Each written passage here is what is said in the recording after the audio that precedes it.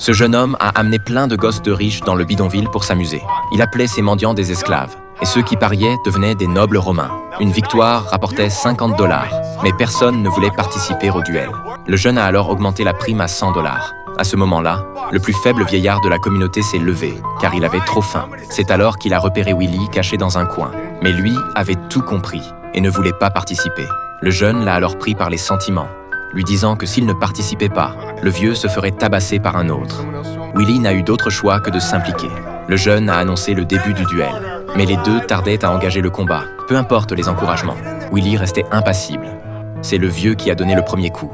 Un poing mou et faible s'abattant sur Willy, sans aucun impact. Willy s'est agenouillé, laissant le poing du vieux lui frapper le visage. Voyant ça, le jeune a attrapé le journal de Willy menaçant de le brûler s'il ne se battait pas. Willy a regardé le vieux, mais n'a pas bougé, disant qu'il ne pourrait jamais le frapper. Le jeune, vexé et furieux, Willy s'est rué pour le renverser, prenant le journal coûte que coûte.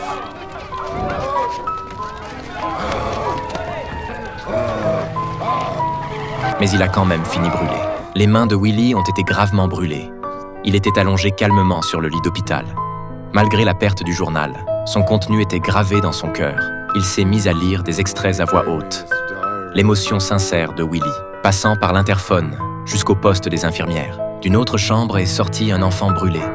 Il est venu devant la chambre de Willy, écoutant ses mots familiers. Il semblait voir l'ange dont sa mère lui avait parlé. De l'autre côté, le protecteur a stoppé la voiture des jeunes. Sortant son arme pour les faire descendre, il leur a ordonné de s'attaquer l'un l'autre. Le gagnant part, le perdant reste.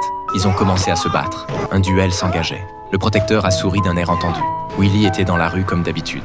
Un croyant s'est arrêté, lui racontant un moyen sûr d'aller au paradis. Mais Willy a dit ne pas vouloir aller au paradis, seulement en enfer. Willy se sentait coupable. Il pensait ne pas le mériter. Mais de l'autre côté du carrefour, une petite fille s'approchait doucement de lui, ses brûlures sur le visage.